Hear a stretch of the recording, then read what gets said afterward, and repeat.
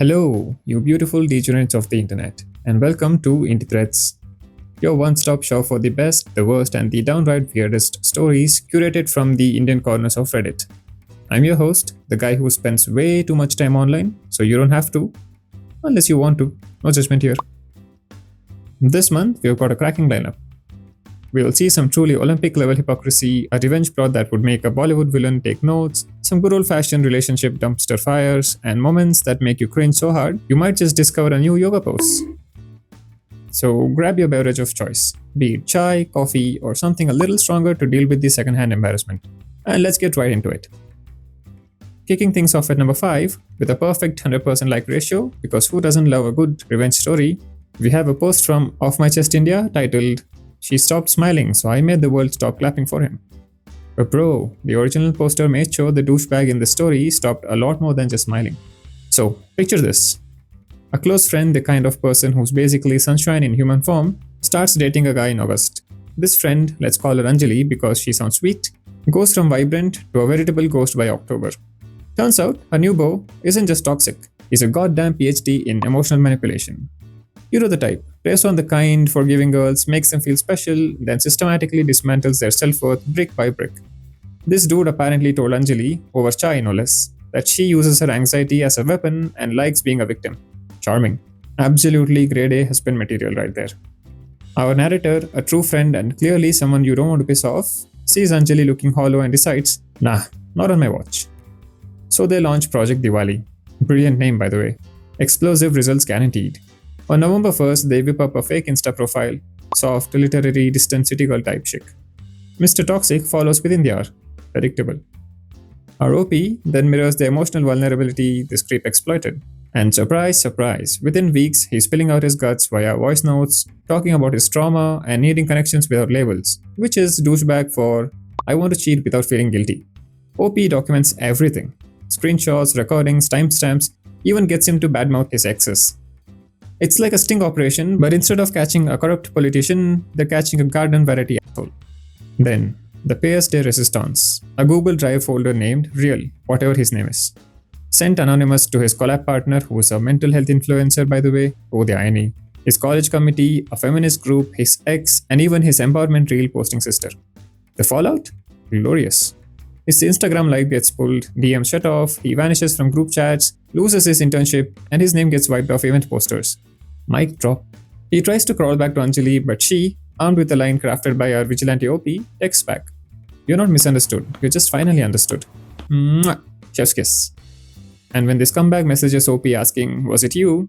They just leave him on red. Absolute savage.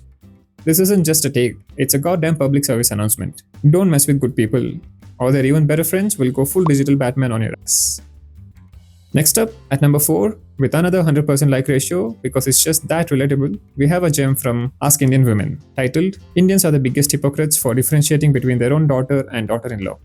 Oh boy, if this isn't the national bloody pastime, I don't know what is. So, our storyteller visits their mom's friend's place. It's like walking into a live-action soap opera demonstrating how to win at Double Standards 101. The daughter-in-law, you see, is only allowed to wear traditional Indian clothes and must keep a veil on, at all times. Sounds absolutely fun. Meanwhile, the family's own youngest daughter can swan about in whatever she fancies. No restrictions, because rules for thee but not for me. Then the father starts complaining that the bahu doesn't want to do chores like sweeping and mopping and wants to hire a maid. Her reasoning? I never had to do this at my own home, so why now? And honestly, can you blame her? Did she sign up for MasterChef Extreme Housekeeping Edition without anyone telling her? To add insult to injury, during the visit, no one offers the guests anything to eat or drink. But guess who gets blamed? Not the hosts, not their own daughter, but the daughter-in-law, for having no manners and being poorly brought up. The audacity is just breathtaking. The real kicker? Mom later reveals that their own daughter, who's older than the daughter-in-law, mind you, made tea for the first time in her life, that very day. They even joked that she didn't know how to turn on the gas. So their princess can be utterly clueless, but their daughter-in-law is expected to be a multitasking domestic goddess from day one. Makes perfect sense, if you've had a lobotomy. The poster rightly points out, shouldn't it have been the daughter's job to look after the guests she's known for years, rather than the new bahu? But no, in their enlightened eyes, everything is the daughter-in-law's fault. Even the pothole next to their house is the daughter-in-law's fault. And get this, The family is filled with IAS officers, PCS officials, and army personnel. Educated, supposedly. It just goes to show hypocrisy, much like stupidity, knows no educational or professional bounds. It's heartbreakingly common, and honestly, it's just fucking exhausting.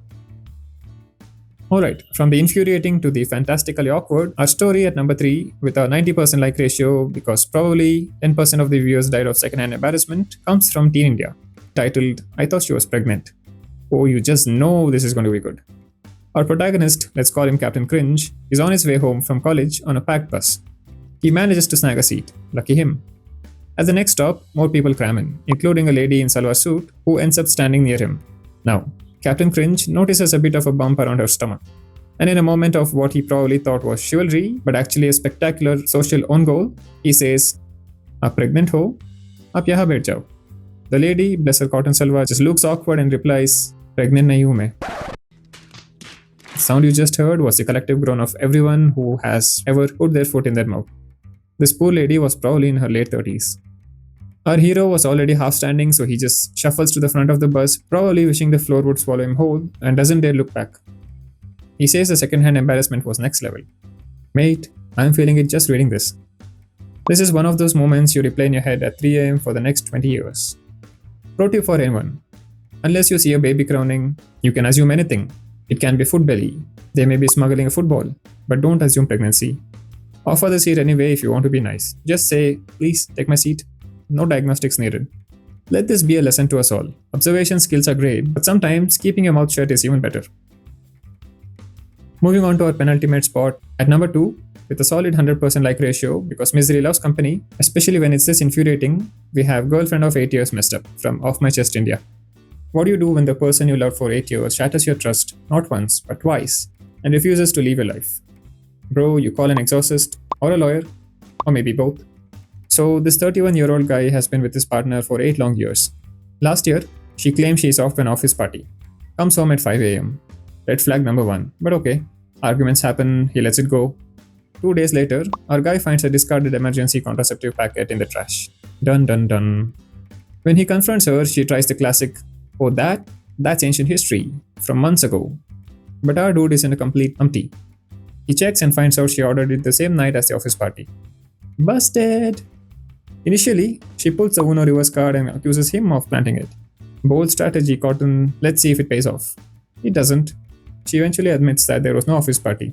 Shocking, said no one ever. Instead, she was at an Airbnb with hometown friends, did drugs, blacked out, and took the pill, just in case. She claims she doesn't remember anything, but felt like something happened. And she still insists she didn't sleep with anyone.